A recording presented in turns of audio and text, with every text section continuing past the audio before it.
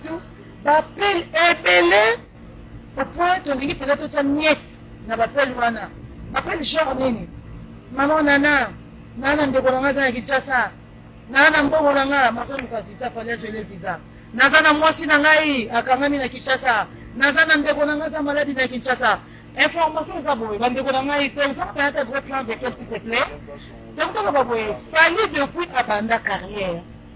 Fallait na memangulu te. Ndeko moko boye na 0039 49 faisant Allemagne je crois Allemagne pour la maman les canala la tienne pas c'est bambote. Ndeko moko boye a outu ko ça la choquer mais sans pourtant na choquer. Na répondre na lobi fallait même na bangulu te.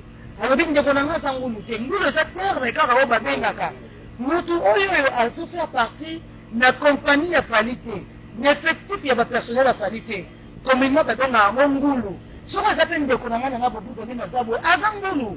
Donc du coup, il fallait me marabangoulouter. Arrêtez avec vos messages. Bon, c'est normal. Vous voyez que l'artiste n'a pu se mêler dans mes mabangoulou, n'importe, mais Fali ne l'a jamais fait. Il ne le fait pas. Il ne le fait pas. Les gens sauront gagner confiance et ambassade. Parce que, Azala toujours crédible. Avant que même Moutou Kimi, mais Moutou Anazangoulouté, Moutou Anazala, personnel, il y a 4, il y a staff, il y a 4, il y a compagnie, donc voilà, donc un message à mon volonté.